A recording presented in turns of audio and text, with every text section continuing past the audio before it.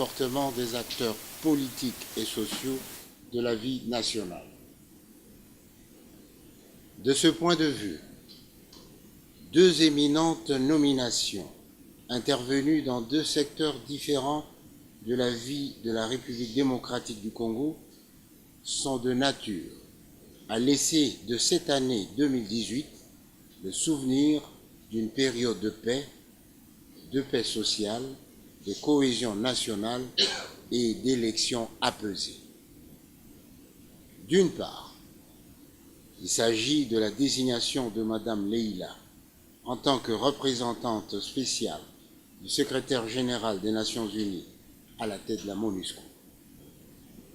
Son séjour antérieur en République démocratique du Congo au sein de la MONUSCO, sa pratique de la politique congolaise et sa connaissance des acteurs politiques et sociaux congolais, ainsi que ses solides amitiés congolaises, permettent d'espérer que Madame Leïla accomplira sa mission dans des conditions favorables et avec efficacité. Le souffle nouveau qu'elle apporte dans les relations MONUSCO-gouvernement contribuera certainement à la réalisation efficace de sa mission de stabilisation politique. D'autre part, la nomination par Vatican de Monseigneur Fridolin Ambongo en qualité d'évêque coadjuteur de Kinshasa en ce moment de tribulation politique et de confusion entretenue à dessein entre la mission apostolique de l'Église et son rôle d'acteur social dans la vie, dans la société civile, pourra amener un éclairage édifiant. En tout état de cause, cette nomination est plus une réponse au problème de la communauté catholique de Kinshasa qu'une recette pour traiter les problèmes politiques du pays ou un engagement à remplacer les partis signataires en tant que responsables de l'exécution des dispositions de l'accord du 31 décembre 2016. C'est dans la même logique que de son séjour en Amérique latine, le pape a exhorté les chrétiens du monde entier à prier pour la paix en République démocratique du Congo, au lieu de pousser les chrétiens du Congo à organiser des marches politiques dans une confusion dramatique entre la foi et la politique.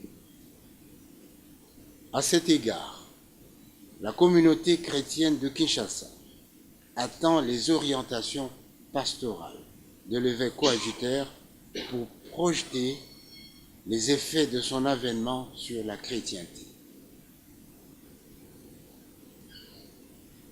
Il est bien évident que l'Église catholique peut agir dans la vie sociale du pays dans le cadre de son appartenance à la société civile.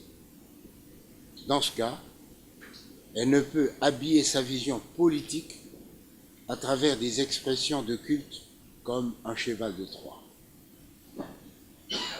Malheureusement, force est de constater que telle est la voie contestable choisie par l'archidiocèse de Kinshasa au regard de la distance prise par les autres diocèses par rapport aux préoccupations manifestement politiques de certains prêtres.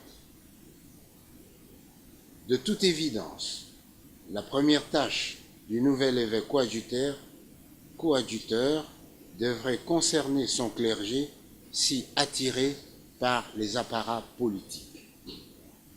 Le pape François qualifie cette tendance vicieuse de mondanité spirituelle qu'il définit comme une recherche de la gloire humaine et du bien-être personnel au lieu de la gloire du Seigneur.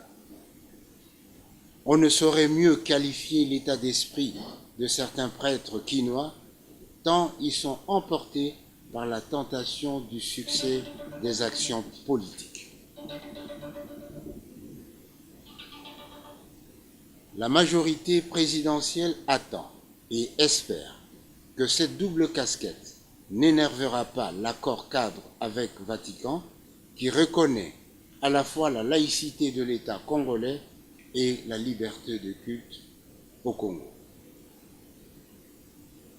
Au moment où certains cherchent à faire flèche de tout bois pour se signaler à l'opinion internationale par des prises de position négationnistes et radicalisées, la majorité présidentielle est convaincue que ces deux éminentes personnalités vont contribuer activement à l'unité du peuple congolais, cheval de bataille du président Joseph Kabila, en évitant de nourrir toute source de conflit au sein de la société congolaise. Car l'unité est supérieure au conflit, selon la belle expression du pape François. Mesdames, Messieurs, à ceux qui qualifient de lutte pour la libération du peuple congolais la guerre vaniteuse que livre le CLC aux institutions nationales et démocratiques, avec une étonnante, joyeuse superficialité, la majorité présidentielle tient à rappeler fermement les dispositions pertinentes de l'accord cadre République démocratique du Congo, Vatican, du 20 mai 2016 à Rome, concernant la liberté et l'exercice du culte, dans le but d'écarter justement la confusion et l'amalgame dans ce domaine. Qu'il est normal de brandir le chapelet, l'habit, le crucifix, et même de proclamer sa foi en haute et intelligible voix lors d'une procession religieuse. Par contre, il paraît étrange et curieux qu'une marche politique utilise les instruments de culte comme si les dogmes, la liberté de foi étaient menacés par les institutions de la République.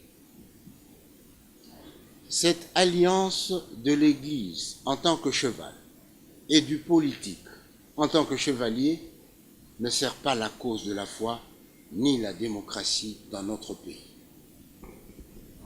En réalité, l'Église catholique est instrumentalisée comme cheval de Troie des ambitions des politiciens sans foi ni loi tapis à l'intérieur des églises. C'est ainsi que les propos de certains politiciens associant cette initiative de certains chrétiens à leurs actions politiques doivent être condamnés. De telles déclarations et connivences mettent en mal l'accord cadre et visent à instaurer une psychose de persécution pour créer les conditions de réalisation du plan initial de ces politiciens radicalisés, plus préoccupés par leur positionnement que par la misère spirituelle de nos populations à laquelle est appelé à s'attaquer les responsables religieux dans notre pays. Prendre le pouvoir par les moyens non démocratiques est leur objectif réel. Il faut s'en souvenir à chaque instant pour en tirer toutes les conséquences en termes de vigilance. La majorité présidentielle tient à cette occasion à présenter les condoléances les plus attristées aux victimes de ces actes à vocation insurrectionnelle et démocratiquement antinomique, dont la rationalité procède de la fuite en avant face à la redoutable épreuve électorale qui les attend. Mesdames, Messieurs,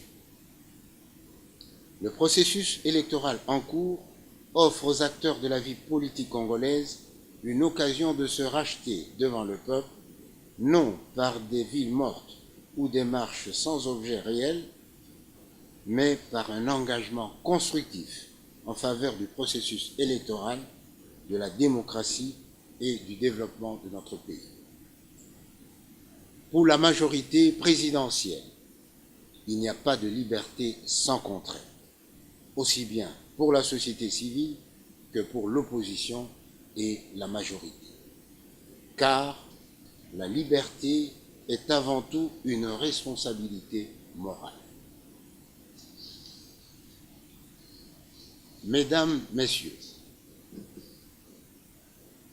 pour éclairer une fois pour toutes la religion de l'opinion, il convient de faire une mise au point sur les marches politiques dites des chrétiens laïcs.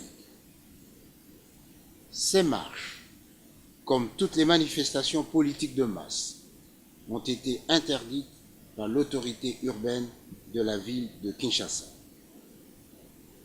Donc, l'action des agents de l'ordre relève d'une opération de maintien de l'ordre public qui vise les récalcitrants dont le comportement risque d'hypothéquer la convivence des Kinois.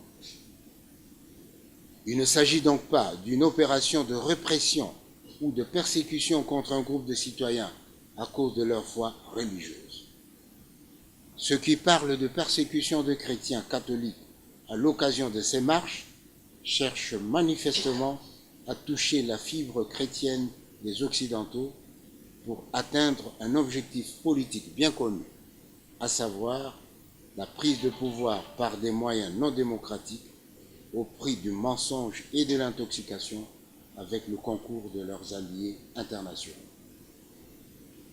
C'est dans cette même logique qu'ils présentent une marche politique avec comme objectif le départ sans condition du président Kabila, comme une procession religieuse avec les apparences d'un chemin de croix à cause de chapelets, bibles et crucifix brandis à cette occasion.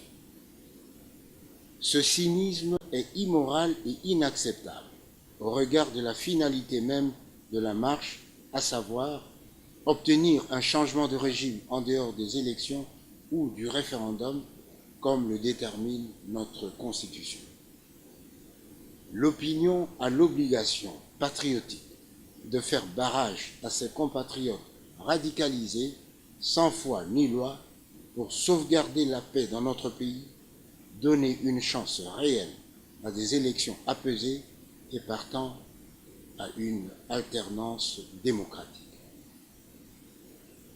Tout bien considéré et au regard de la mauvaise foi manifeste, le peuple congolais et tous les acteurs politiques et sociaux qui partagent avec le président Kabila la passion du Congo et qui croient en la démocratie doivent se lever, fort de l'article 64 de notre Constitution, et faire obstruction à ces démocrates de façade qui, pour mieux endormir la vigilance du peuple congolais, prétendent et proclament sans vergogne défendre l'état de droit, alors qu'en réalité, ils bafouent les lois du pays et la volonté du peuple souverain en optant pour un raccourci pour confisquer le pouvoir par des voies non démocratiques. Face à cette saga politique, la majorité présidentielle, à la suite de son autorité morale, invite les populations congolaises à se mobiliser pour les élections dont le calendrier est par ailleurs connu de tous. C'est le seul véritable enjeu du moment. Tout le reste n'est que manœuvre dilatoire et de diversion. Mesdames, Messieurs, pour terminer et prenant le peuple congolais à témoin, la majorité présidentielle tient à rendre un hommage public au président Kabila qui, par son engagement à organiser les élections dans le respect de la Constitution et selon la volonté du peuple, a placé la République démocratique du Congo au centre de l'action diplomatique de la région, comme le témoigne le balai incessant des chefs d'État à Kinshasa. Les communiqués publiés à ces différentes occasions confirment leur soutien et engagement aux efforts inlassables du président Kabila dans la difficile conduite du peuple congolais vers les élections. Je vous remercie et je me tiens à votre disposition pour les questions éventuelles. Liberté d'expression qui est garantie par la Constitution, c'est-à-dire dans le respect de la constitutionnalité, de l'ordre public et de la moralité publique, rien ne peut faire peur à la majorité, puisque c'est de bonne guerre, c'est une bonne compétition, c'est une bonne concurrence, c'est une belle bataille politique. Donc rien ne nous fait peur de ce point de vue. Et nous n'avons pas de contre-offensive ou de méthode pour contrer ces gens-là, parce que maintenir l'ordre public, ce n'est pas notre travail. Nous n'allons pas mettre les milices, les partisans de la majorité présidentielle pour empêcher à un groupe de citoyens de s'exprimer selon ou contre les dispositions de la loi. Y a-t-il un message? Oui, c'est le message que je viens de donner.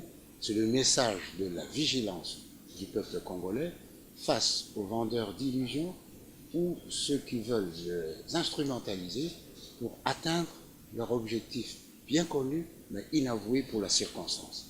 C'est de créer une ambiance de chaos, de désordre, pour provoquer de ce fait la chute du régime actuel, le départ du président Kabila, et sortir un lapin du chapeau pour prendre le pouvoir, manifestement, contre la Constitution, contre l'accord du 31 décembre 2016 et contre la volonté du peuple qui aspire aux élections plutôt apaisées. Y a-t-il un autre message caché derrière les communiqués et les communiqués officiels qui, comme je l'ai dit, encouragent le président dans sa difficile conduite du peuple vers les élections, compte tenu de la personnalité de ses chefs? Ceux qui sont venus ici, les chefs d'État qui sont venus ici, sont les présidents de leur pays. Ils ne sont pas venus ici en tant que secrétaire général du ZANU-PF, en tant que secrétaire général, je ne sais pas, du MPLA. Non, ce sont des chefs d'État qui sont arrivés au pouvoir, qui viennent d'arriver au pouvoir et qui voudraient nouer de relations dans la continuité de leurs États respectifs. Donc il n'y a aucun lien entre ces personnalités et pourquoi ne croyez-vous pas aux communiqués officiels? S'ils avaient dit le contraire, vous n'auriez pas posé ce genre de questions. Alors, contentez-vous de ces communiqués et veillez à être attentif si ces communiqués contredisent, si le comportement ultérieur contredit le contenu de ces communiqués. Mais je pense que leur présence ici, nombreuse et fréquente, est la preuve que le président, dans sa détermination à conduire le peuple aux élections, a raison et bénéficie de l'appui de ses collègues de la sous-région, ce qui est une chose très importante.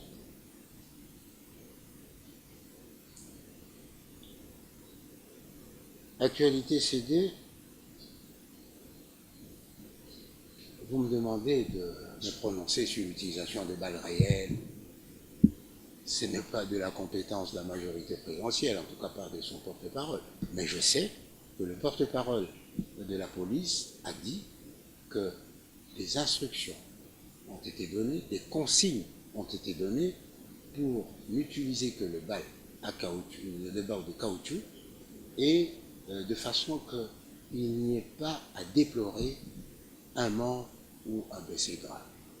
Malheureusement, la bonne volonté ne suffit pas à faire les bonnes choses.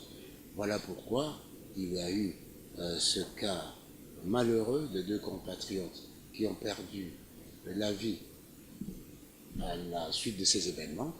Et comme vous devez le savoir, les responsables ont été appréhendés et jugés.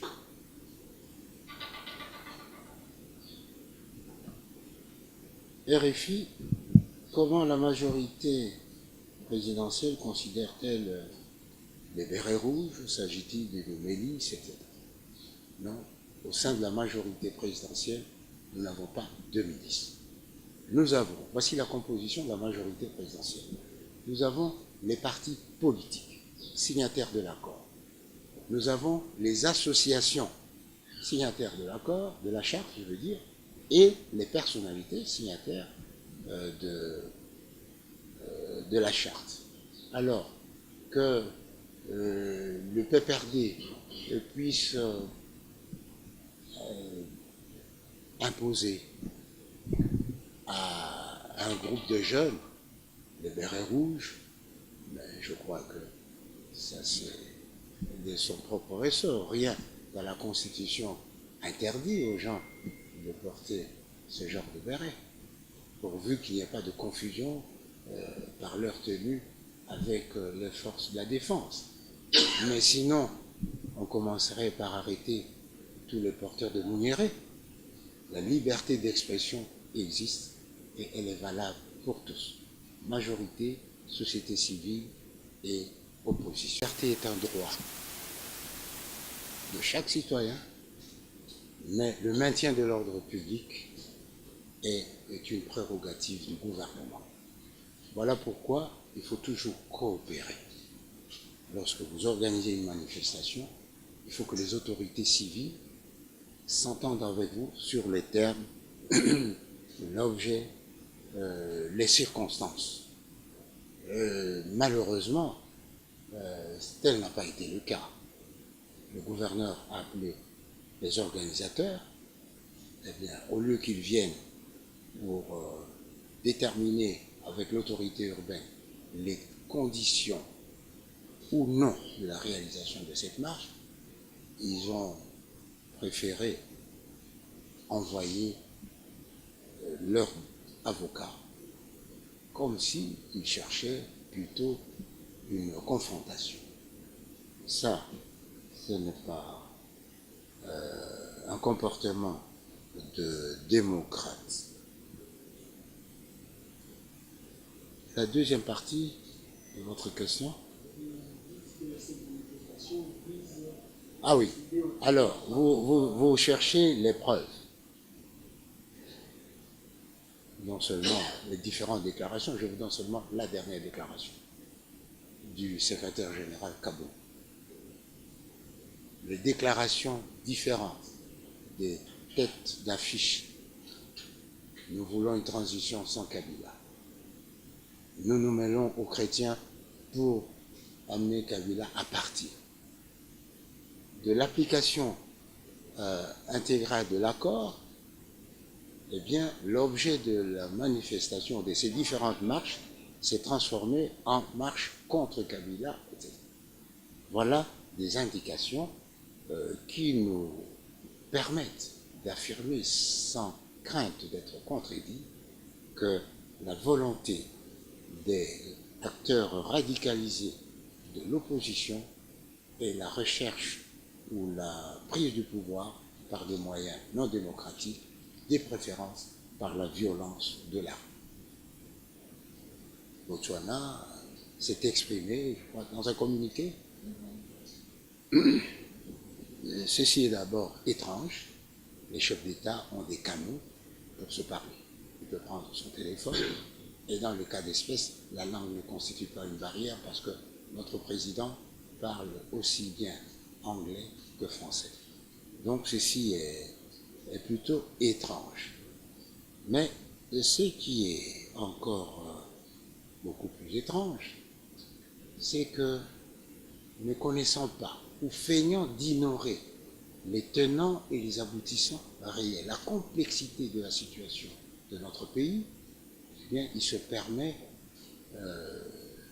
de prendre ainsi une position d'autorité, comme si il était la tutelle, il était le tuteur de notre pays, et comme s'il avait épuisé toutes les voies de dialogue. Moi, la majorité présidentielle, qui tient à la solidarité des États, au partenariat serein et à la fraternité des États africains, lui recommande plutôt de prendre son téléphone, d'appeler son frère pour qu'ils en discutent, ou alors, si ce n'est pas suffisant, qu'ils viennent ici, comme sont venus et viennent tous les autres, et plutôt que de servir d'appât à l'apparat médiatique, eh bien, les solutions réelles seront trouvées. Et il est sûr que s'il connaît les tenants et les aboutissants de la vie politique congolaise actuelle, il se gardera à l'avenir de faire ce genre de déclaration intempestive. Ne pas vouloir désarmer. Alors dans la logique d'une marche ou deux par mois et des comptes macabres qui en résultent, comment stopper cet esclandre? Apparemment, bien trempé, un quotidien qui fait en début de semaine que les carottes étaient cuites pour des négociations ou des pourparlers directs entre le pouvoir et les protestataires. Je voudrais savoir ce qu'il y a. Merci. De leur volonté de déstabiliser le pays par des marches régulières et sans objet. Je crois que ça, c'est la tâche de la police. Nous devons faire confiance aux agents du maintien de l'ordre. Ils ont prouvé, lors de la dernière marche, qu'ils pouvaient maîtriser les circonstances s'il n'y a pas trop de pression, mais c'est la maturité du peuple congolais et la lucidité de la communauté catholique qui sont notre meilleur barrage par rapport à ces politiciens qui se cachent derrière les apparats, les apparences religieuses. Il n'est pas nécessaire de marcher tous les mois pour être sûr que la Constitution de la République sera respectée chaque fois que les circonstances l'exigent. Sinon, on perdrait tout son temps, durant tout un mandat, à ne faire que des marches. Nous sommes en période de carême. C'est une période propice au recueillement, propice à la purification. Eh bien, j'exhorte ces chrétiens laïcs à profiter de cette période pour faire une introspection dans leur foi et dans leur responsabilité sociale. Rien n'interdit aux chrétiens et aux croyants de faire partie d'un mouvement politique, ou même, à la limite, de s'exprimer politiquement. Mais ils doivent le faire dans le respect de l'ordre public, de la moralité et de la constitutionnalité. Ils doivent le faire aussi dans le respect, en ce qui concerne les catholiques, de l'accord cadre signé au Vatican le 20 mai 2016, qui reconnaît d'une part la laïcité de l'État congolais et d'autre part la liberté de culte. Qu'ils évitent de camoufler leurs prétentions politiques derrière la Bible, le crucifix et le chapelet. On peut être chrétien et avoir des ambitions. Notre président est chrétien, il a des ambitions politiques. Tous les autres, je me souviens même Moïse, catholique, est chrétien, il a des ambitions politiques, il exprime. Alors, pourquoi chercher à se gratter la nuque en passant la main, de se gratter le menton en passant la main derrière la nuque, plutôt que d'aller directement au menton? Tuna nangai ezali boye. Alors bato ya communauté laïque balobi ke bakotika marche te ki tango ke mokonzi ya mboka oyo azali fe mandat na ye ye akodémissionner na bamarche nyonso oyo ezalani. Tomoni ndeko na biso aussi awuti kobungisa bomoi na yo. Réaction ya bino ya majorité ezali nini? Pe kodefile ya baprésident oyo bazwa komona mokonzi ya mboka ezali po atika ki ebonga na ye ou bien bazoya pour la relation na banque pour renforcer la relation na banque bilatérale. Mokolo élection est salée. Est-ce que c'est nécessaire? eza nécessaire basala likambo wana puisque eyebani que élection ekozala le 23 décembre 2018. Alors bayebisa biso bazali koluka nini. Soko baza koluka te président Kabila alongwa yambo ya tango wana eza na tina te. Pour article 64 la constitution na biso elobi soko moto azosala makasi pour que azwa pouvoir sans élection, sans volonté à référendum, ou bien atikala na pouvoir sans élection, sans volonté à référendum, c'est-à-dire peuple, il faut apekisa moto wana. Bango nakanisi bazali na catégorie ya bato wana. Atika. Bayi politique, bisonde bayi politique to yokanaki na 5 ans. CLC eza signataire. La société civile bazali. Ba épiscopo bazalaki nde kosalisa biso. Bango moko balobi ke na sensa tokoya te.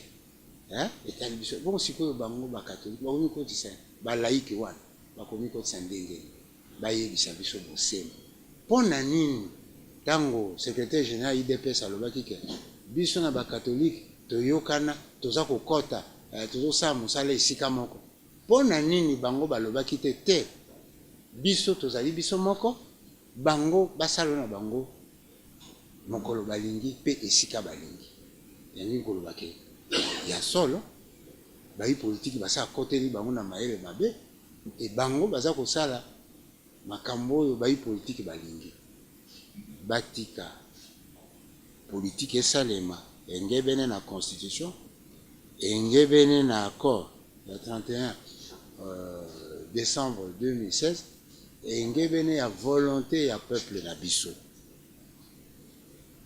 La chef d'État oyo baza koya pona nini pour ya liboso batuna mokonzi situation oyo eza ndenge ntango basololi sikoyo bapesi makanisi na bango na bakommunike balobi tomoni ya solo ke oza kokamba peuple congolais na maponami toza kolendisa yo toza kosimba yo nde tobakisa toza kosunga yo kobisa continuer effort wana te suka kolanda makambo oyo baza koloba ya lokuta tala tina ya ndimbola ya boyei ya ba chef d'état mingi awa epa na biso ba chef d'état africain toza na bango na cadre ya SADC toza na bango na cadre ya CEEAC toza na bango na cadre ya bavoisin nyonso wana ezaka koyeba mpo okoki kokondane moto te to kosupporte moto te soki oyebi ntina ya likambo te lokola oyo ndeko na ye ya Botswana asali akondane kaka président asola na ye jamais ayebi likambo te alobi kaka ya akanisi ke il faut Kabila alongwa lelo ayebi constitution epa na ye mpo na nini alandaka constitution ya mboka na ye bongo epa na biso tolanda oyo ya biso te. Merci.